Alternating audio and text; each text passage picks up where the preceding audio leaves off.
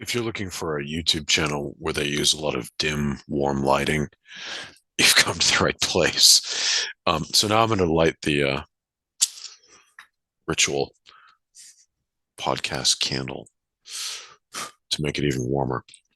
Um, I wanted to I wanted to share some insights that have been bothering me, and I want to see if people have noticed the same thing. I assume a lot of people have, but I've just noticed that there are all these products that used to be like perfect perfect American products that have been just ruined. Like the quality's been completely degraded intentionally by the companies that make them, I guess to save money or keep a lower price point. And customers complain about it, but they don't care. And I mean like products like you wouldn't want to change this product ever. It's like perfect. So I'll run through some quick examples for you. A company called GCI, they make like camping chairs. And back in it was like 2010, 2012, 2014.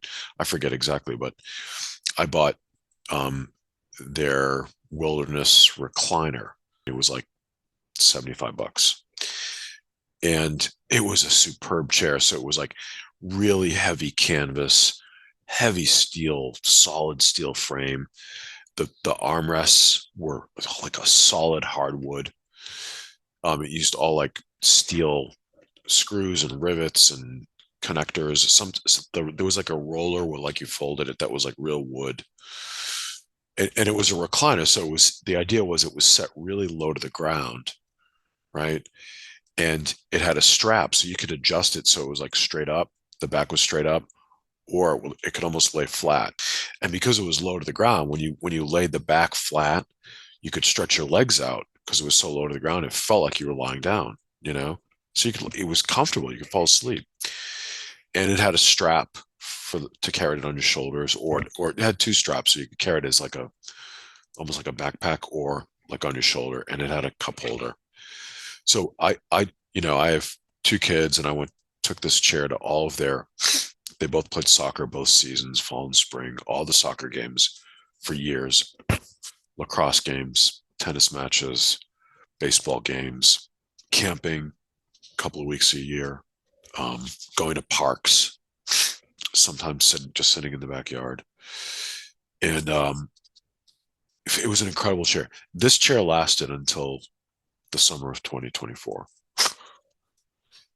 So I went to buy a replacement, and I looked on the GCI website. Well, they kind of canceled the chair and they've replaced it with a similar model, but it's nothing close. It's got like it still has wooden armrests, but they're like a thin, light wood.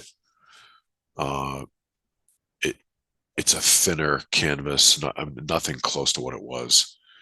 Um, a lot of the features are just like cheaper. It doesn't use the wooden rollers. It's a lot of plastic now instead of steel or wood on the rollers and other rivets, things like that. There's a lot of plastic, and it's clear that this thing is going to last maybe 3 years. I looked at the reviews. A couple of people said it broke after a year or within a year, right? So, so I called the place, just say like, what are you going to bring this other? Am I missing something? Does the original one exist anymore? And they're like, no, we canceled that. And and a lot of the reviews said like, I like the old chair. It was so good, And so I said like, the old chair was so good. And they're like, I know, we hear that all the time. It's like, well, why don't you make? Why would you cancel it if people are complaining? I don't get it. Why don't you bring it back? You know, like I'd pay double. I'd pay double what I paid 10 years ago or more. It was that good. So there's that. Wool socks. I don't know if people wear wool socks, but I discovered as a guy, I finally discovered the joy of wool socks like 15 years ago, 17 years ago. And I used to buy wool socks from L.L.Bean and Land's End, and they were just fantastic. They go all the way up close to your knee. You get them really, really thick, and the wool socks tend to wear out, like wear holes, like in the big toe, the small toe, and the heel. So they would reinforce them, so they were much thicker in the heel and the toe, and they would add nylon, to reinforce it so it wouldn't wear out. Beautiful product, kept your feet really, really snug and warm. course, both companies started to make cheaper, thinner versions of it. And now, people are complaining all on the website, like, what did you do? You used to be able to have, buy warm socks. They're not warm anymore. They're not nearly as good. And I wear 2 to 3 pairs now, and they're still not as warm as the one pair I used to wear. So that's gone to hell. L.L.Bean had this phenomenal, for camping, this phenomenal. I think they called it a 6-man tent. Could very comfortably sleep 4 people, very comfortably. I mean, tons of room. But here's the thing. It was what I had dreamt of for a tent. It was like the perfect tent. I had always imagined, like, I want huge screen windows on all 4 sides. So when it's hot, those nights that it's hot, I get cross breezes both ways. It's like being outside with no tent. This thing had these enormous screen windows. Like, basically all 4 walls could basically become like screens almost, right? If you wanted. And it really helped ventilate the tent when it was hot out. Um, I always dreamt of, like, God, I wish I could have like tons of pockets and big pockets. This thing had like big pockets in the corners, all 4 corners. It had everywhere you just turn and reach. You could just like shut your eyes and reach, and there'd be a pocket. So at night, put your glasses, your wallet, your keys, flashlights in the pockets. Um, and I always dreamt, like, oh, I wish we could have windows in the roof to look up at the stars at night. This thing had like windows in the roof. This is like this perfect tent.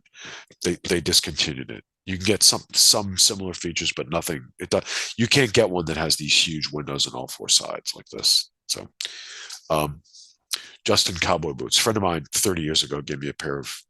He was throwing out these boots. He didn't want to wear them anymore. He gave them to me. It was a beautiful product, so I bought a new pair.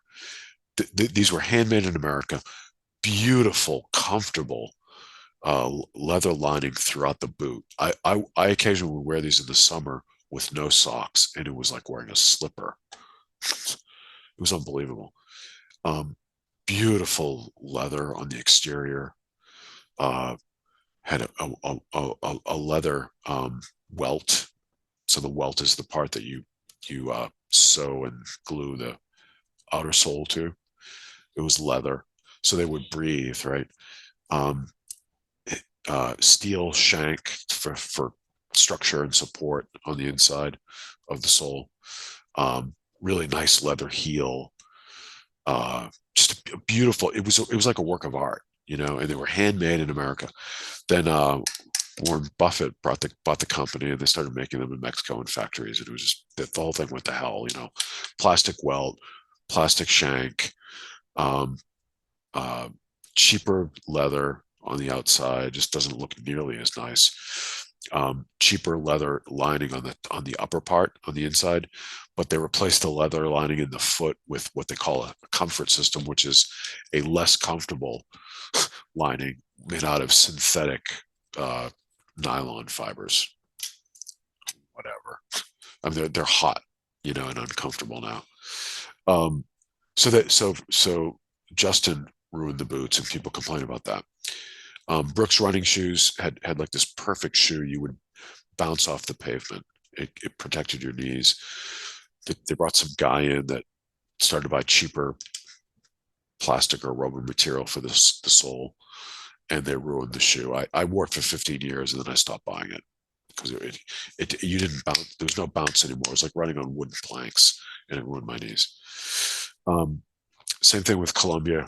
They had the Redmond hiking shoe, which was like, it blew my mind when I discovered it. It's like, oh my God, this is a perfect product. I actually contacted the product manager at Columbia and said, don't change this. It's perfect.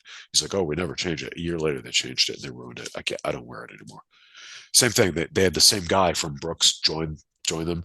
So they started using this shitty sole material that's like a wooden board. And then they changed a lot of other features that just ruined the shoe. And then turtlenecks. My neck gets really cold in the winter. That's why I'm always wearing like scarves. But I wear turtlenecks from like September through early May, literally. And 15, 15 years ago, used to be able to buy nice turtlenecks. I can't find nice turtlenecks anymore.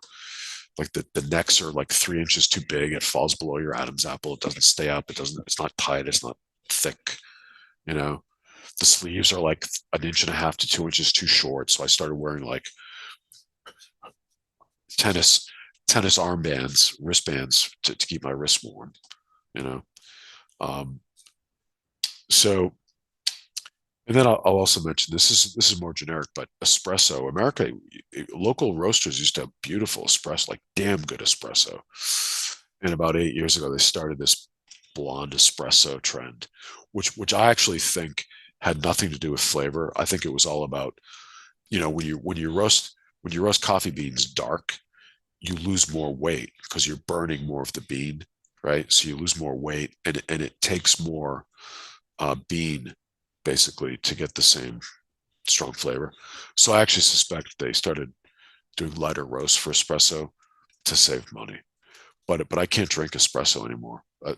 And I basically started roasting my own beans at home. I buy green beans and I roast them at home so I can get a darker roast because I can't find it anywhere. It tastes disgusting to me. So anyhow, let me know if you've noticed any, like with these specific products or any other products that you used to buy that you thought were like perfect American products that are now ruined. I'd love to hear it. Thanks.